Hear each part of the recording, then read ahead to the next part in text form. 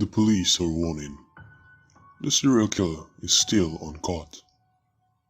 Those who have seen a suspicious situation or person are expected to call immediately. We all had a red alert with this serial killer situation in the city for several months. My father was a police officer, and as far as he told me, they had no evidence of the killer. It was unknown who he was, where he came from, or who was his next target. What were known about the killer were he was usually hunting at night. Autopsies on the corpse showed that the murders took place 3 to 4 a.m. a night, and his methods of killing. He had been hammering 3 nails to a victim's eyes and 1 in their heads with a hammer and burning some of his dead or dying victims with gasoline. Thanks to my father, I have been interested in guns since my childhood, and I got all the details from my father on how to use a gun, so that I knew how to protect myself in an emergency. Still, because of my mother's paranoia, before we went to bed, we had always checked the doors and windows every night. A few days later, my father told me that they had caught a suspect and he admitted to the murders. In the national press, this news found a place in a short time, and the whole city turned into a feast. I was sitting at home and expecting to hear the news from the courthouse, hearing of the murderer on television. We finally got the news that he would be executed the day before Halloween.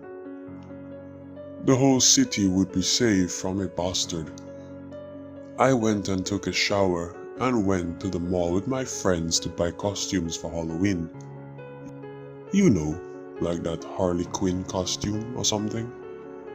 We would buy a few outfits and turn them into perfect costumes until Halloween. After I was done with the shopping, I said goodbye to my friends. While I was on my way home, I hit someone I saw was ready for Halloween. The mask on his face looked like a mask from the Purge movie. Maybe it was one of the masks in the movie. Still, I couldn't help myself thinking what an ambitious costume this mask is for Halloween. I apologized for hitting him and continued walking towards the house. But I had a feeling that he was looking at me for a while from behind. Days passed and the serial killer was executed in the electric chair. There seemed to be no obstacle to the celebration for Halloween. I could not wait for the Halloween party, which I was going with my friends at the night. While I was laying down contemplating, I heard the notification sounds and received a new email from my computer. I left the dream world and went online to see my emails. I had 2 emails that I could not see who it was from or where it came from. You will be purified from your sins, previous liar. What the heck was that? I thought someone wanted to scare people and I didn't want to think about it. I decided to go back to bed and take a nap while waiting for the night. When the time had come, I went downstairs to put on the night costume and met my friends. I saw someone, except the kid saying trick or treat. The person I saw was the one I hit on the road. The neon mask really looked better at night. He was holding something in his hand that I could not see because of the car headlights that caught my eye. I thought it was part of the costume and didn't care. We started walking with my friends, got out of the car towards the party a few blocks away. Everything looked great at the party. I was meeting new people, laughing, having fun. Almost Half an hour later, I went upstairs to relieve my toilet needs, which developed due to alcohol. When I entered the bathroom, I saw someone with her hand hanging out from the bathtub. I thought it was one of the decorations that the party owner made to scare people, but I was curious and came across the horrible sight. I was hoping to see a mannequin seated in an artificial bloodbath, but there was someone, must be drowning in her own blood. While I was about to scream, I called for help, and a hand covered my mouth. I fell to the ground with a blow I took to the head. The boy in front of me was the one in the neon mask, staring at me and approaching me calmly. I was screaming again, and I called for help, but he took something from his pocket and shut my mouth. He tied my hands and my feet so I wouldn't struggle. He was doing these things calmly, without saying anything. I was trying to convince myself that he was doing this only to scare people.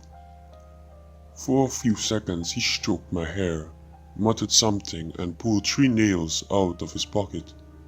At that moment, the email came to my mind. You will be purified for your sins, previous liar. The previous was fake. Yes, I got it. Some people try to take the blame by saying they're serial killers in order to gain fame and respect. There are so many examples of this in history, but actually they are nothing more than fraudulent. So the person the police captured and executed was just a liar. The real killer was in front of me now, and this time the target was me. Even though I shouted out with pain, when the nails hammered into my eyes one by one and blinded me, it was only a hoarse sound because he tied my mouth. When it came to the 3rd nail, I knew I was going to die. But nothing happened for a few minutes. Rather, a familiar voice embraced me and drove me to the hospital. I send you these sentences from my hospital room through my friend. My friend worried about me because I didn't get back downstairs. When he went upstairs, he first saw someone who had escaped from the window and then brought me to the hospital. Thanks to him, I came back from the dead. The police are now looking everywhere for the real killer, the neon mask one. Watch out, I know he will come back for me someday, and when he has done with me, he will come to you.